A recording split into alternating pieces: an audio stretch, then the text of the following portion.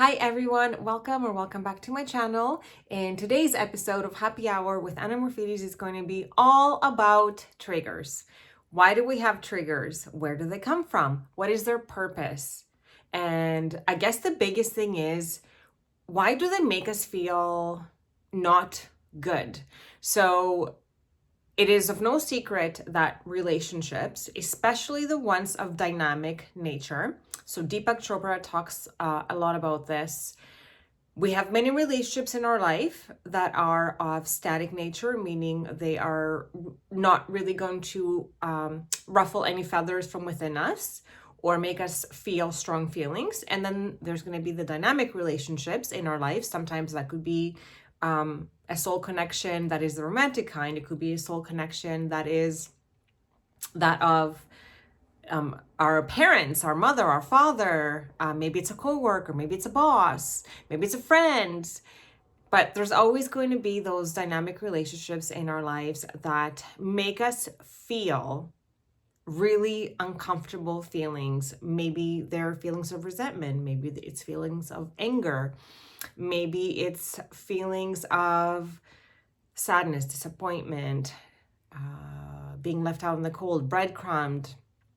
There are, out of the 5 predominant emotions that we have, fear, anger, sadness, disgust, and joy, there is a million feelings that can arise from a situation and or a person that will throw us into, by probability alone, in these 4 predominant emotions versus this one. Fear, anger, sadness, disgust will lead to not very nice feelings. And we only have 1 predominant emotion that leads to nice feelings. So it turns out now that the point of life really is to discover our attachment style.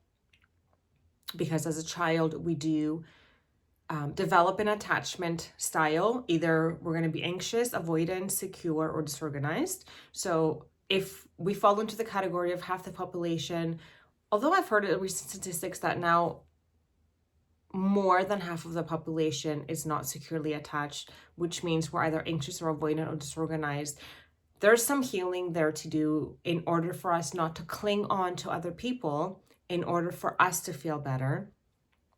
To feel better in the sense that I was an anxious attachment style, like 100% to a T, and I would be attaching to my romantic relationships, like my romantic interest, like I would attach to my mother to receive what it is that I never received as a child. And once I understood that, it made sense to me why I always was clingy and it felt needy, but I didn't understand that I just needed to have my 4 S's, secure, safe, soothed, and seen, that I didn't receive when I was a child, taken care of now as an adult. And now as an adult, I could just do that for myself. I didn't have to wait for anyone else. And I was able to now take myself from an insecure attachment style to a secure attachment style. So now I am no longer looking at other people as if they are my superior, but now I'm looking at them as they are my equal.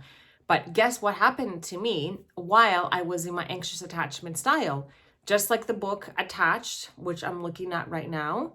It's called Attached by Amir Levine and Rachel Heller. People are going to show you your attachment style, especially in the romantic relationship. If you tend to avoid things, most likely you're going to be of an avoidant nature. If you tend to sort of, I know the word like obsessed was used to describe me in the past, and it did feel like I would kind of, actually obsessed is not the right word. I would say consumed. I would be consumed by the romantic person that took up, like the person of interest to me would consume me. Did they text me? Have they called? Why not? Do they like me as much as I do? Da da da da da da da. Like it was very anxiously attaching to them. And it wasn't until I understood my attachment style that I was able to heal that. But up until I understood and learned about attachment style theory, I kept bringing in masculine energy that would continue to make me feel that way, because that was my internal vibration. Inner world equals outer world. So my abandonment wounds and my rejection wounds would trigger all my insecurities when I would meet someone. And once I understood that trigger, that feeling of fear of abandonment, fear of rejection, feeling of unworthiness, what's the other word? I was not obsessed. How much I was consumed by it. That was a compass to what I needed to heal. I needed to heal my anxious attachment style. I needed to heal my abandonment wound, my rejection wound that I acquired as a child. So my triggers were actually not bad. They were actually there to serve their true purpose in my life, is to free me of the very same things that before I came into this human suit, I made a contract with the souls that I would also be in relation with in this 3D reality, in this world right now. We made a contract that we were going to learn lessons with each other in this manner. So it is now, like, I don't want to say said, because there is validity behind it. Through regression therapy, we now know that many of us have had experiences that can explain the fact that our soul decides before it crosses over into this 3D reality and decides to incarnate a specific person, like a body, and becomes that person. It chooses the lessons that it wants to receive. Sometimes it's one, sometimes it's 100. And it also chooses the people it wants to learn these lessons with and or from. But also there's a myriad other scenarios that could also happen. There's not just one way. We make many different contacts with many different people. So depending on what we actually decide to do in that moment when we are humans, it will lead to our next step. And if we don't learn all of our lessons, like Dolores Cannon says, we are going to come back and we're going to repeat this, because Earth is no kindergarten class. It is a master class. And the true purpose of that is to heal our triggers, become securely attached to ourselves, heal all our wounds, and literally become the untethered soul. As I'm looking at this book right now by Michael Singer. You want to be the untethered soul, meaning you understand that triggers are there for your highest growth.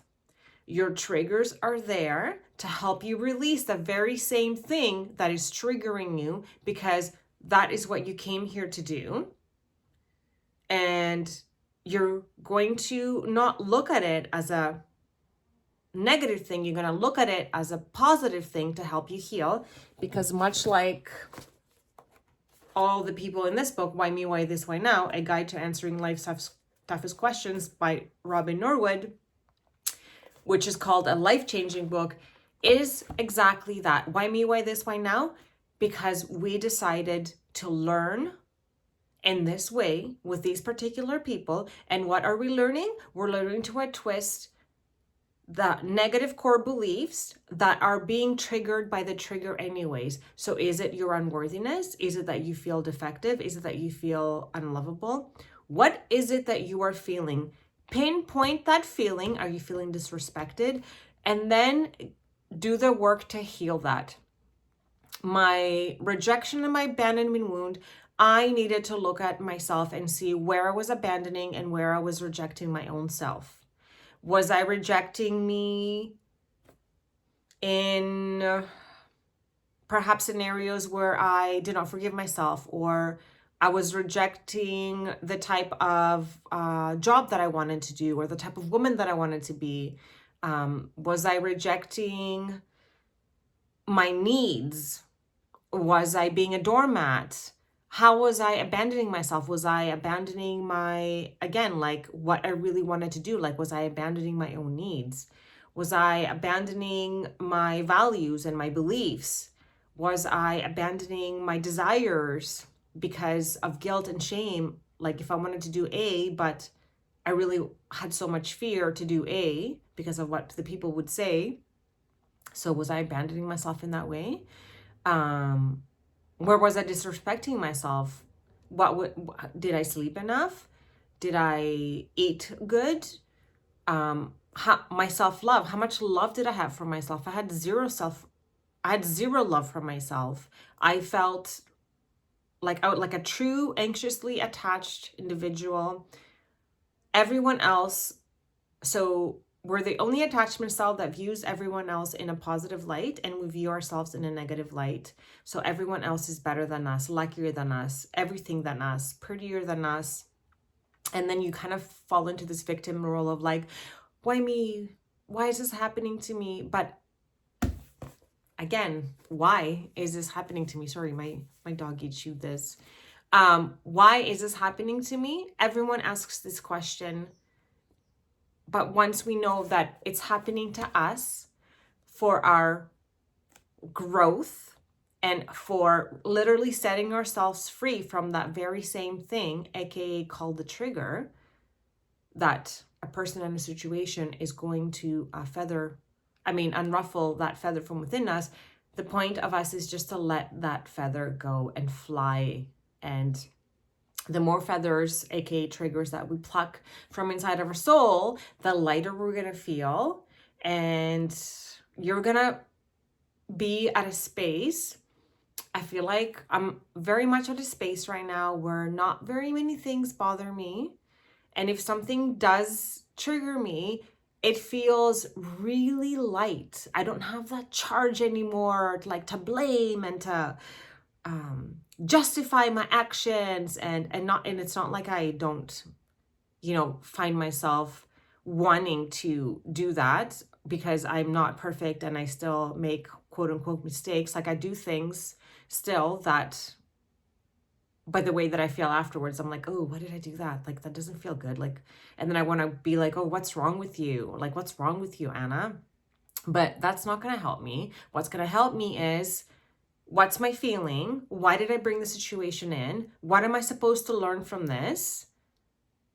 Do I want to do this again? And then forgive myself or those around me and move on. And I'm really trying to teach my children the same thing, because I don't want them to guilt and shame themselves when they get older. And I also want them to understand what a true trigger is. So instead of pointing and blaming other people, I want them to look at themselves and see, what are they learning from this experience? What are they getting from this situation? What core belief is it that would be helpful to let go, that is being triggered in that moment? How is this working for them? How is this happening for them? And I think that's a really great skill to set them up for success in the future and alleviate them from having a life much like I did, like everything was my fault and I was such a victim to life. But it turns out none of us are victims to life. We're all here to learn. We're all in the same class, learning different lessons, yes, but we're all in the same school, right? We're all in the same school called Earth, called life, and we're going to have triggers. And once we take those triggers, not personally, not make them assume anything, because we take things personally and assume things out of our core beliefs, the negative core beliefs, we can set ourselves free, heal ourselves, and finally live the life that is our birthright to live, which is free of worry, free of anxiety, free of fear. You are unlimited in the potential to become your best version. You are limitless in opportunities to show you what it is that would serve you best to let go of. And yeah, and it's our birthright to live the life that we are wishing and hoping in our head to have, with an unwavering faith that we do deserve to have it, and we will have it. Just let go of the baggage. And what is the baggage? You're going to know from your triggers, from people and or situations, from your environment around you. If there's anything, if there's any triggers that you want to talk to me about, please do put in the description box below or email me. All my contact information is in the description box. Or if you're watching my podcast, I feel like, yeah, the information will be in the description box as well. And I can make a video about it because a lot of us do have the same issues, and it will answer, if one person has this question, the chances that somebody else is going to have this question is quite up there. So love to hear from you. Again, thank you so much for supporting me on this journey called life. And I wish you a blessed rest of your day. And with all my gratitude and love, I'll see you next time.